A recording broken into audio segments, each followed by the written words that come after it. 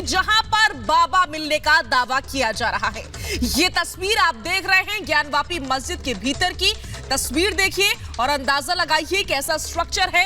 यहीं पर है वजू खाना, यानी कि वो जगह जहां पर नमाज पढ़ने से पहले वजू किया जाता है, हाथ मुंह धोए जाते हैं। लेकिन बड़ा दावा किया जा रहा है कि यहां पर बाबा मिले हैं, यानी कि शिवलिंग मिला है। यह बड़ा दावा किया जा रहा है।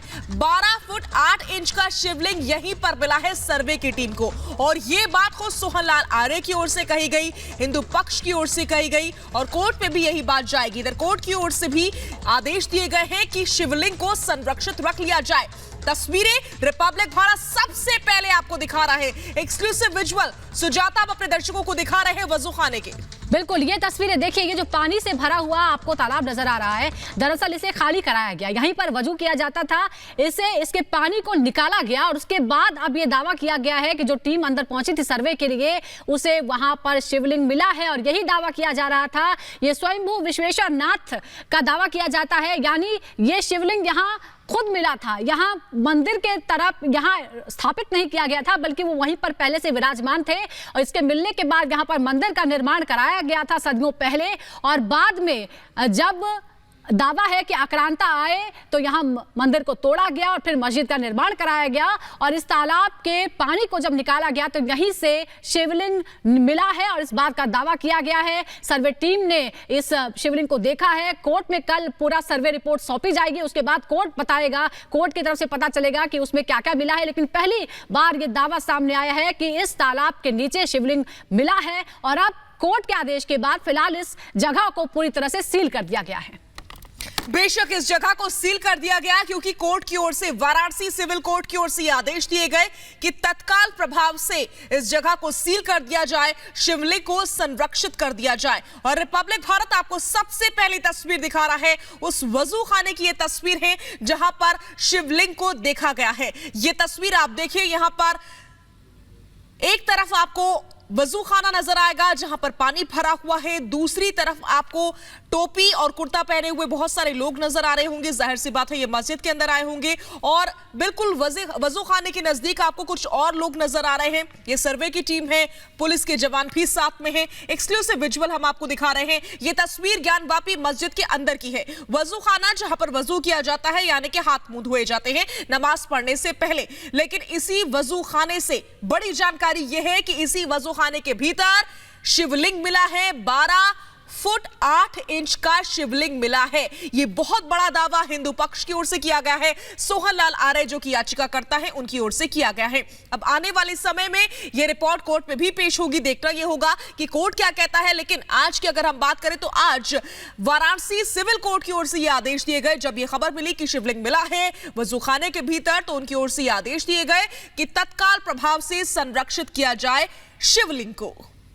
और ये एक्सक्लूसिव तस्वीरें हम आपको दिखा रहे हैं। ये भी बता दें कि इस तालाब का पानी निकाला गया था ताकि नीचे सतह पर क्या है ये देखा जा सके। और इसीलिए समय भी लगा, क्योंकि 2 दिन में सर्वे वैसे पूरा हो जाता, लेकिन तालाब के पानी को पूरी तरह से निकाला गया और उसकी सतह की पड़ताल की गई तो अंदर से शिवलिंग मिला है, ये दावा किया जा रहा है। और कोर्ट में रिपोर्ट ये सौंपी जाएगी। और उससे पहले ये एक्सक्लूसिव तस्वीरें हम आपको दिखा रहे हैं और इससे आपको अंदाजा लग जाएगा कि हम आपको क्या बताने की कोशिश कर रहे हैं। मस्जिद के अंदर की ये तस्वीरें हैं। एक तरफ वजू खाना है, जैसा कि शाजी आपको बता रही है। वजू खाना वो जगह जो पानी का स्रोत होता है, वहां पर नमाज पढ़ने से पहले हाथ मुंह धोए जाते हैं, उसके बाद नमाज पढ़ी जाती है। तो दोनों ही आमने सामने ही हैं। लेकिन एक दूसरी तस्वीर भी हम आपको दिखाएंगे। दरअसल सवाल क्यों उठे थे? सवाल ये कि जो वजू खाना है बिल्कुल इसके सामने ही बाहर की तरफ, दीवार के दूसरी तरफ नंदी का मुख है। और वास्तुकला ये कहती है कि शिव मंदिर जहां भी बनाए जाते हैं वहां नंदी का मुख शिवलिंग की तरफ होता है, ना कि उसके दूसरी तरफ। लेकिन जब यहां जाते हैं तो आपको उल्टा दिखता है। और इसी बात को लेकर सवाल उठे थे और इसलिए दावा किया जा रहा था कि नंदी का मुख जिस तरफ है उसी तरफ शिवलिंग होने चाहिए। और इसीलिए दावा था कि विश्वेश्वर नाथ विराजमान है मस्जिद के अंदर। और उसके बाद फिर पड़ताल के लिए सर्वे टीम का गठन किया गया। सर्वे टीम ने जांच पड़ताल की, तमाम हिस्से की वीडियोग्राफी कराई गई है ताकि सबूत कोर्ट में पेश किए जा सकें।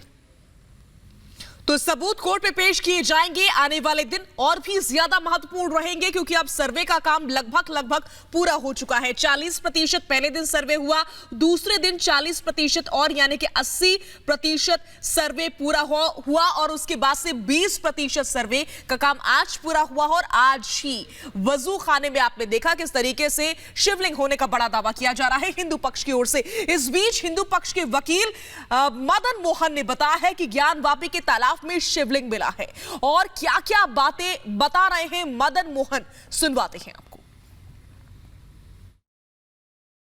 हिंदू पक्ष के वकील मदन मोहन जी इस वक्त मेरे साथ हैं, उनसे मैं जानती हूं कि इसका क्या मतलब है। सर आज क्या हुआ है? बाबा मिल गए, सोहनलाल आर्य बड़ी खुशी से बाहर आकर के। निसंदेह ये हमारे लिए अत्यंत हर्ष का दिन है और सोमवार का दिन है। ऐसे दिन बाबा श्री काशी विश्वनाथ जी का शिवलिंग मिलना बड़ा शुभ माना जाता है हमारी सनातन परंपरा में। और कथित ज्ञानवापी मस्जिद के सामने वजू खाना में पानी हटाया गया तो उसमें शिवलिंग प्राप्त हुआ है। और दूसरे तरफ वर्षों से सदियों से प्रतीक्षारत नंदी महाराज के सामने वो प्राप्त हुआ है।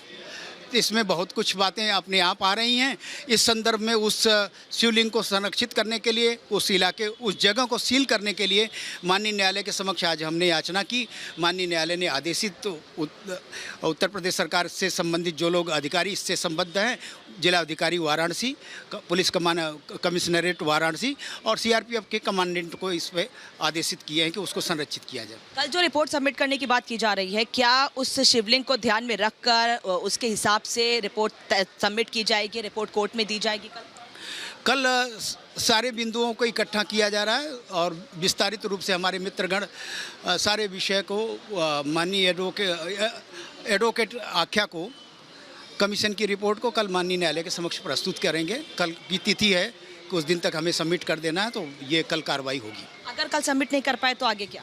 नहीं, माननीय न्यायालय से इस संदर्भ में हम निवेदन भी कर सकते हैं कि कार्रवाई अधूरी है, तो संभव है माननीय न्यायालय इस पर हमें अवसर दे कि आप करिए। और इसमें एक चीज़ और भी है कि जो सांस्कृतिक न्याय की लड़ाई लड़ रहे हैं उसका मार्ग, यह सब भगवान भोलेनाथ की कृपा से मार्ग प्रशस्त हो रहा है, वो सब सामने आ रहा है। हम लोग हर्षित हैं अत्यंत। आज हमारे हर्ष का दिन है। सदियों का जो संताप हिंदू सनातन धर्म के लोग झेल रहे थे, दुखी होते थे, वो अब हर्ष में परिणित होने वाला है। आप बता रहे हैं कि अब हर्ष में परिणित होने वाला है। क्या ऐसा हुआ कि शिवलिंग मिलते ही लोग वहाँ नाचने लगे, कुछ खुशी का माहौल था? निसंदेह तो अद्भुत है। सदियों से जिसकी हिंदू मानस प्रतीक्षा करे वो सामने हो, उनका साक्षात दर्शन हो तो स्वाभाविक है। कुछ लंबाई चौड़ाई कोई 12 फीट व्यास है और 8 फीट गहराई। अंदर कितनी गहराई उसको कहा नहीं जा सकता। तो क्या उसको नापा जाएगा?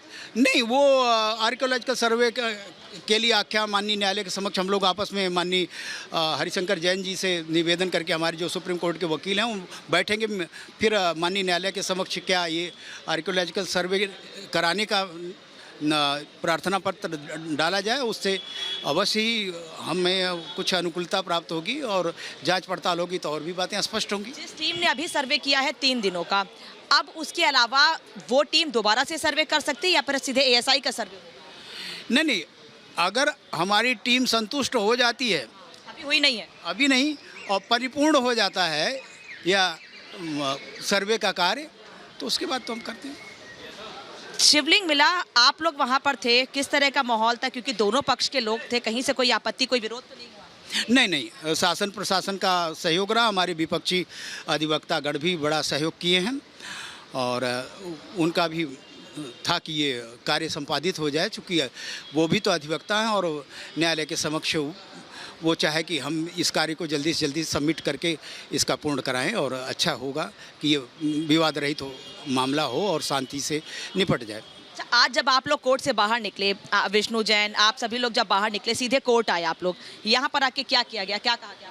पहले तो माननीय न्यायालय के समक्ष एक प्रार्थना पत्र हमने दिया और माननीय न्यायालय से इस विषय पर अपनी आग्रहों को कहा हमने और फिर माननीय न्यायालय ने आदेशित किया। और यहाँ के जिलाधिकारी Varanasi, police commissionerate Varanasi, police का सीआरपीएफ कमांडेंट इत्यादि को जिम्मेदारी दी गई कि उस जगह को सील करिए। क्या आदेशित किया गया कोर्ट की ओर से? कब तक वो सील रहेगा, कुछ कहा गया है?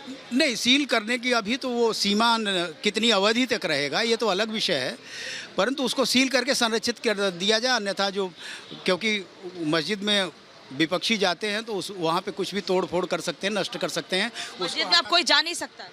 नहीं जाएंगे, कथित नमाज अदा करेंगे। कथित मस्जिद है तो कथित नमाज ही होगी, अदा करेंगे, उसमें रोक की बात हमने नहीं की है। लेकिन इतनी बड़ी संख्या में जो मॉब जाता है आक्रामक ढंग से, वो न जाए, शांति से अपना नमाज अदा करके बाहर निकलें, ये आग्रह मैंने न्यायालय से किया है। जैसे शिवलिंग मिला उसके बाद आप लोगों का क्या है?